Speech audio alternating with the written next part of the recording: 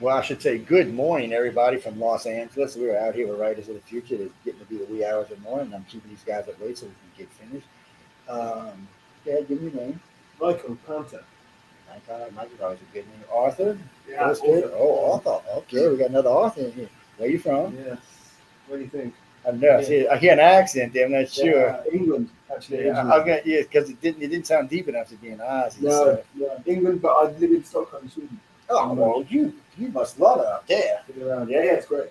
Yeah, I know. I got a few friends up there. They say it's fat. They still got a little dangerous there for a little while when Angela Merkel went crazy. But other than that, it's fabulous now. It is good. It's a good place to live. It's a good place, and I hear y'all actually got the seed bank up there, the one that for the whole world's up there. Yeah, I think that's in Norway. I think. Yeah, I know it's somewhere right around in the general area. I don't want to sway for sure. Because the first time I looked it up, it said something about Stockholm, but then it said, and then it kind of blew you. And all I can remember is this big, long, rectangular building that goes in the side of the mountain. There. Yeah. But I guess it's a good place. It's nice and cold up there. And, so y'all ain't worried about the Russians coming to get you, huh? There is actually a lot of worry at the moment, yeah.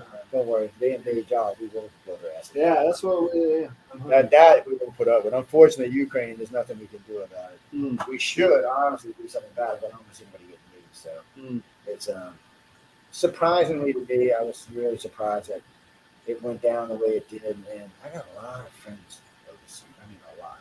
I mean, our audience is actually bigger overseas than it is in the U.S. We have a big audience in the U.S., but and I worry about Europe is an easy invasion for China and Russia. And it's easier for the people now than us because we're the whole ocean away. We got plenty of time to nuke their ass when they get over here. But y'all don't.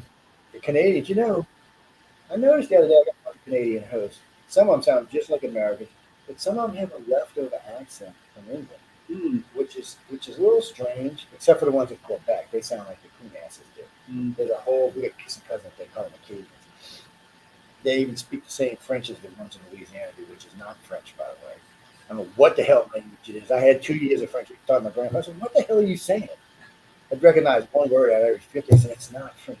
Oh, it's just a Canadian French. I said, no, it's not French. I don't know what it is. It's your own personal language is what it is. But it worked for them. They don't know what the hell they were talking about. I'm still confused about that. So what you wrote? Yeah, I wrote Lilt of a Lark, which is in volume 38. So this year's edition. And this year's edition, what's it about? You can tell us what it's about because everybody's going to read this one. So don't tell me the whole story. Tell me what it's about. Yeah, so it's about a musician who has the power to change people's minds, sway their minds with his songs. Except the songs don't always go to plan. He has to sing about people, or about what they're doing, what they've said. The songs have to relate to them for it to work, basically. Oh, that's actually kind of reminds me of the one in there about the lizards or something. I think there's one before yours about we'll talk about it later, but it seems to be that's kind of weird. That's an interesting thing because that's a concept they use in music today. When they write a music, it's actually a training program that does something along those lines. So the program uses different tempos to change your moods. Mm-hmm. It's a great program. They use it more for younger people and children than doing the best, but it works really good. Kind of when you said that about yourself, kind of gave me that same kind of feeling. Happy with the story. I know it won. Happy with it. Yeah, definitely. Funny enough, that's actually where I kind of got most of the inspiration from. Was just the idea of obviously music changes people's moods and it can affect people greatly anyway. With any piece of music, right? So if you take it one step further and quite literally change, make people do things with certain pieces of music, like I say, relating to them and what they do. I'm sure the first judges are that type got their attention right off the bat. It's different. It's out there. It's something you can stand on. And I know those that are the leaders that submit them on. I didn't know that he played last year, but I know who that this year. and Mel running around her camera, man. Jeez, that's another insane. So everybody's been treating you good, no problems, nothing going on. Yeah, no problems whatsoever. In fact, it's been incredible so far. You ready for the gala? Yeah, we're getting there. We had our tuxedo fitting the other night. We went through some of our speeches today. I see Todd's tuxedo. I love it. So he loves it. A couple of guys last year went a little risque tuxedo, and they look sharp up there. And I will tell you this, and that's what Chris got that going from the thing I told him the other night. I said, maybe you should go look at it. first, gives you an idea of how it's going to really plan out. Because it goes, you see the first games from the inside, but we've also got stuff that shows all the outside, and it's really nice. It's a lot of fun. There's really nothing to be nervous about until you step on stage, and even then, by that time, you're so hyped from everything that's going on. When I'm going through, it was like the fastest thing I've ever. It was a long little thing, and it was like, I was like, damn, was that fast, man? And you knew he was done. And I remember we got over there. His family was sitting next to him. He's one of the black guys. He was sitting next to me. He was from South Korea, and his mom just broke down in tears, and she was so happy. You could just see everybody wanted to hug her. It was just good. He was just stunned. I mean, his little guy from Korea came over there and learned how to speak English. Before the story got accepted and won the big one, which was kind of nice. And Barbara was the same way. She won because she was just a cop, middle-aged cop.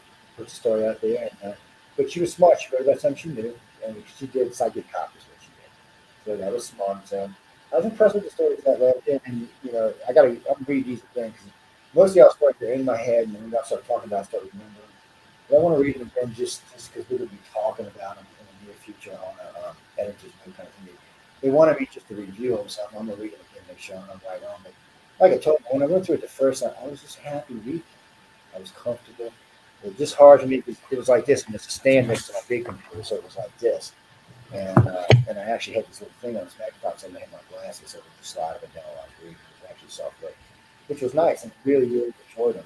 But I told him next year, make a damn audio book first. He said, you don't do that right away. I said, I'm special. Make the damn thing for me. Good. That would be something. And they go, and that's another thing. I always get that option. Audio books.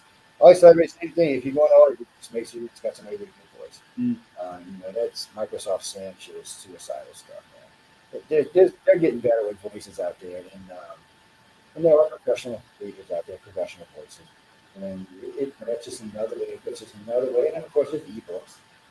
I don't know how y'all feel about ebooks, but see, my wife buy ebooks. You couldn't give her. Matter of fact, ebook has to give me 4 months, and she won't read it. I got a beautiful. I said, and she said, I can't feel the paper. I'm like, oh, Jesus. And I said, get in the future, woman. She said, I want a book. I said, but you pay it, I get it for free. I want a book. I'm like, all right, we should. Now, before Katrina, we had a library of more than 5,000 books in the house, reaching massive amounts. We had every book that was in the house.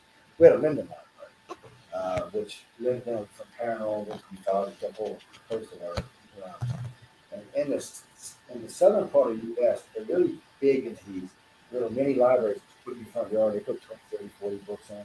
And like in we just bought a house in I can't remember. It's outside. It's inside. It's called East Beach, and every other corner there's a little library, and there's tons of books. And they just rotate them through there, and you put a book in, take a book, and it's just nice. It's an artist community. They do a lot of reading in there, and so they actually built a specialty library in that community to put books in for sale. So that's all I do. The ebooks are cool. I mean, there's always going to be an audience for ebooks, and it doesn't matter what age people. Some people just like reading ebooks. They like to have because some of the old people I know like the ebooks because they don't have to wear their glasses. They can make it open. It's backlit, so they don't have their lighting. They can just read, and they like it that way. Some people just need to feel this. They just need to feel that tactile sensation. I don't know what it is, but they need to feel it. So it's good to go. I think it's good all three. Ebook, regular book, and now I do have a few friends that only will buy hardcovers. And it's when you first doing books, it's hard to come out with a hardcover because they're expensive. Yeah, they cost a lot too much. Yeah, I mean, they're going to be buying it out because they're sending me a binded version of this one. But I wish I had it now because y'all going to be doing so. Oh, wait till y'all get the autograph. Y'all going to love this. Some of y'all are much faster writers than others because so they're passing all these books around, every signing, and then there'll be a log jam because somebody can't sign fast enough. So we're all over there helping them fill the pages and get signed away. It was a lot of fun. There was a lot of crying going on. Oh, I forgot to ask the other two authors this. Artwork to your book. How'd you like it? Oh, it was amazing. Absolutely blew my mind. That was actually one of the things that right from the moment I got told that I'd won, that I was looking forward to most was seeing someone else who is obviously an extremely talented artist bring your story to life in a way that you haven't instructed them at all. They just read the story and deliver. And yeah, it blew my mind. And I was amazed how they picked them. They did so well picking pairing their artists with the book. Yeah. Because to me, that seemed like that might be a little bit of a problem, a roadblock. Some people interpret stories differently than other people. So I was really surprised to see last year. There was lots of comment about that. Oh my God. they did the reveal. They did the reveal up here instead of downstairs last time. And man, it was tons of tears. Man. I mean, guys were crying, girls were crying, judges was crying. So I'm going to get go be back. So it was a lot of great. But that was I meant to ask the other ones about it because I always ask the artists about how do you feel about the one you vote for, and it is different. You know, you do it, you get out there, and that's your book cover. Well, that's your cover for your art. And one of the other things I wanted to ask everybody about this: they allow you to keep your work. Those publishing companies do not do that. When you learn this, it's their work. Yeah. And they say thank you for submitting you one, but we're going to be using this, that, or the other thing. And don't forget about Dragon Con. I actually met John introduced me to the owner of Dragon Con last year. And I'm trying to get him to move his studio in Atlanta to my sister's place. She runs the downtown area. She runs all the bookings for the downtown area. So I'm like, yeah, do that. My sister only big time, man. So she said, I said, I'll get his name. You can call him. And she said, what are you going to want with John? I said, I'm going to leave it somewhere down the line, sis. She's very professional. Her husband does he moves all the hazardous waste materials across the United States. That's his job to make sure it's moved around the country safe. They paid that dude some serious money. Yeah. I'm like, I was asking him, he said, do you really like that job? He said, yeah, I'm good at it. I said, yeah, until somebody blows up or kills 10 million people or something, contaminates the city of New York. I said, then what you can say? That's a story you can write right there. Yeah. What you plan on selling? Where are you going next? Yeah, so at the moment I'm writing a novel which is set in the same world as the short story. In fact, the short story was more of like a window into that world, right? So I'm writing that. The late great David Farland, me and him were pitching. We're in the middle of pitching to Bain Books when David unfortunately passed away. So that in the near future is something I'm going to try and salvage / build on. And yeah, move forward with that. I think. Last year, I met the woman that's running Bain now. Yeah, totally. She was at the awards last year. Yeah, she was. She was here. Yeah. So that's I think for the time being, I'm done with short stories. I'm going to focus a little bit more on novels. And, yeah. She came and found me because somebody told her I was sending her a novel. I was like, what? I said, you got the wrong place to be. She said, I said, dude, I don't even write. You got the wrong person. It's not me. I said, if I had a novel, I'd give it to you. You better do it. Wait, what is this? Let's put this to the side. But it's funny because it does feel like I've been channeling L line lately. Yeah. Because I just started writing. I mean, I wrote about the other night 3,500 words in like 25 minutes. And last night I woke up in the middle of the night with this book laying next to me and just knocked out another 1,500 words. And since I got spell check, they're going to have to do grammar like you have to read. But I got lazy over the grammar. Other people edit for me. You don't have to do this shit, so they're going to have to fix that. Emily's like, yes, I get to see it now. I said, no. Because she made me go take the course twice. Because I always told them, and this is probably easy for everybody who writes except for people like me. My problem's always been, and that's why I like talking to writers and artists, because I never can get the filler.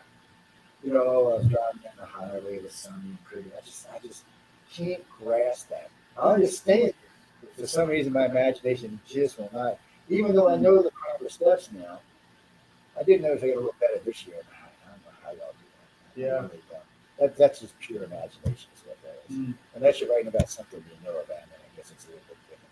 I guess I could write about my front yard or something. I'm not sure how else. Hey, everybody loves flowers, huh? Yeah, I got black and looks like an alien. Yeah. It's so funny. I'll be doing a live show. The other night I had a black show on the Black Fest, and she was laying on her bed, and she was asleep.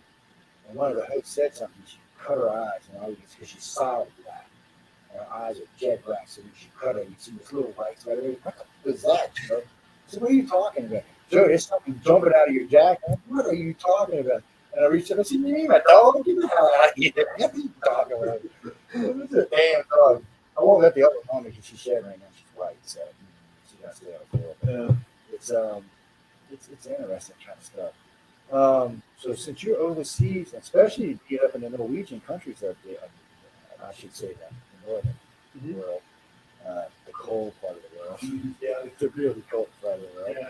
There's a lot. You should have a lot of interesting stuff to write from up there. I mean, Yeah. I think that. Scotland's an interesting place. There's a lot of different things going on there. Yeah. I mean, I'd say that the landscape lends itself really well to writing within fantasy.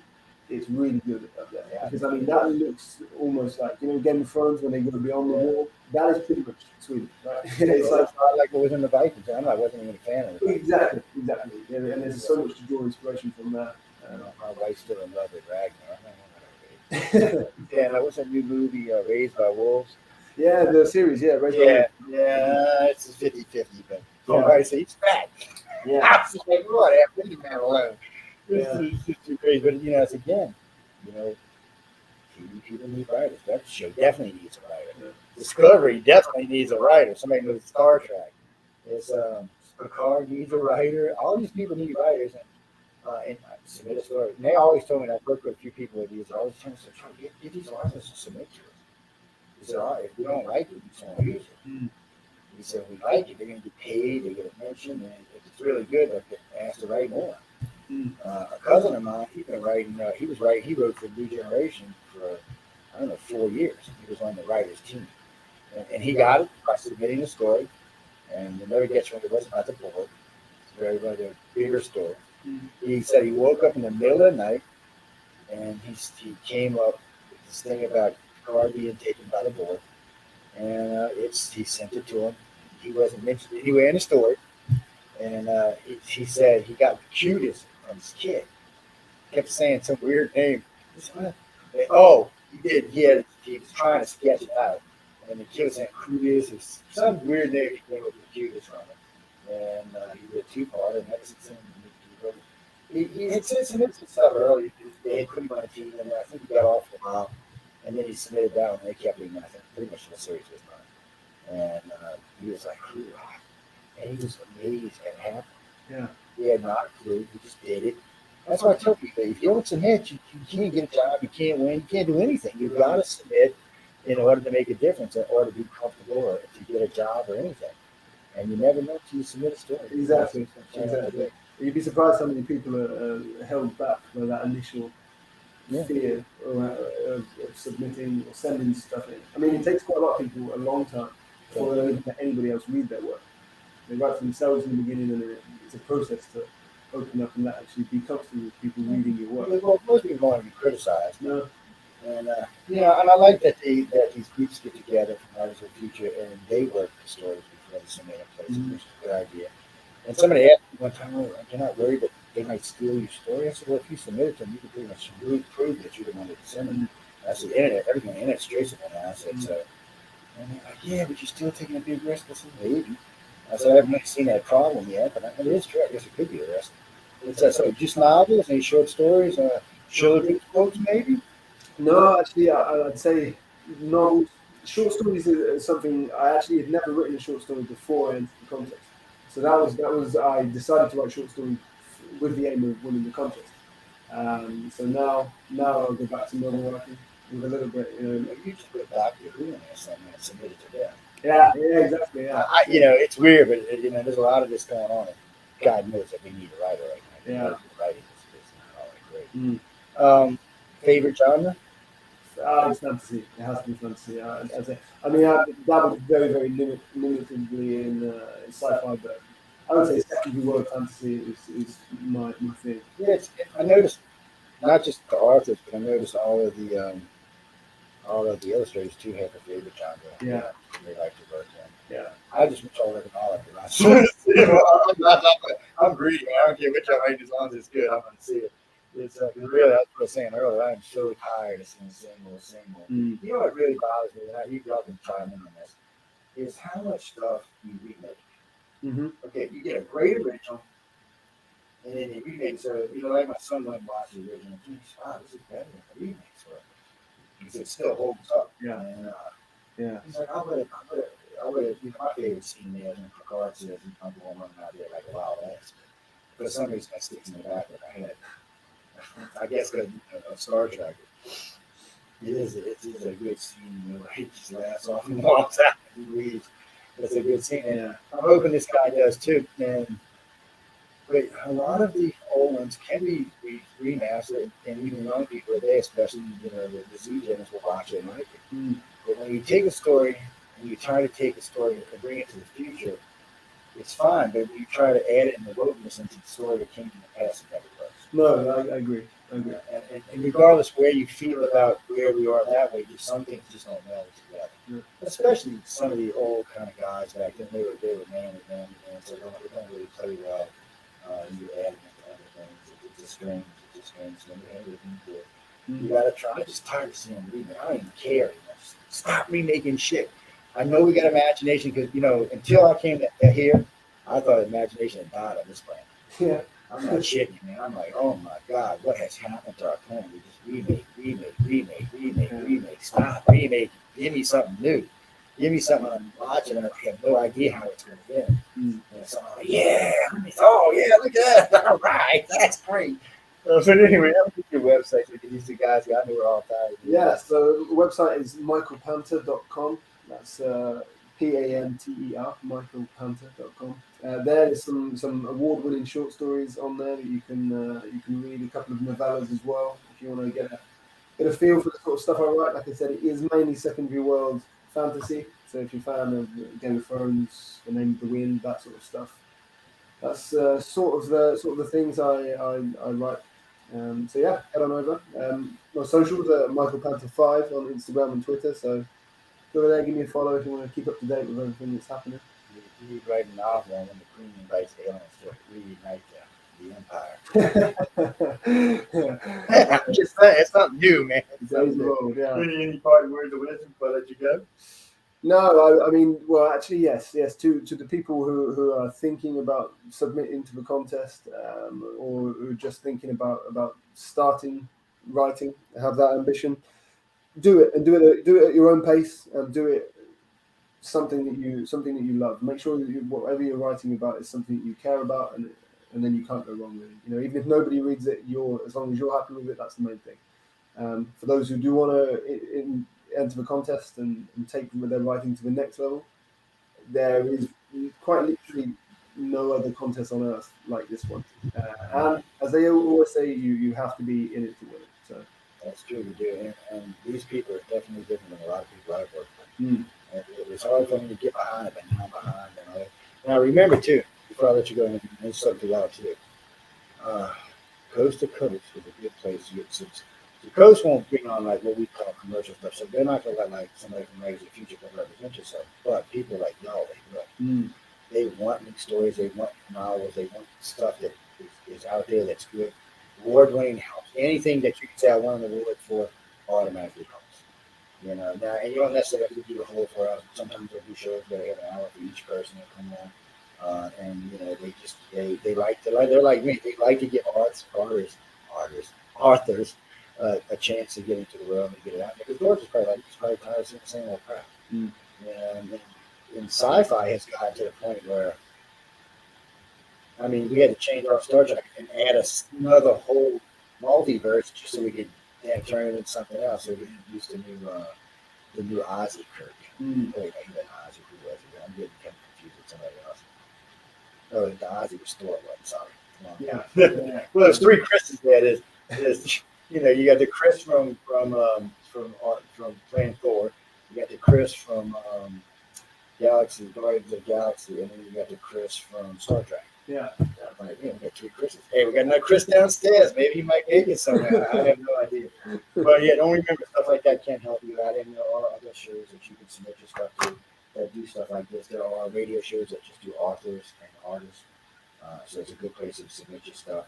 It just gives you another place for people to see your material and find you.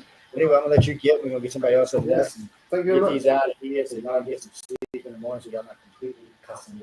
Yeah. And Well, thank you. Oh,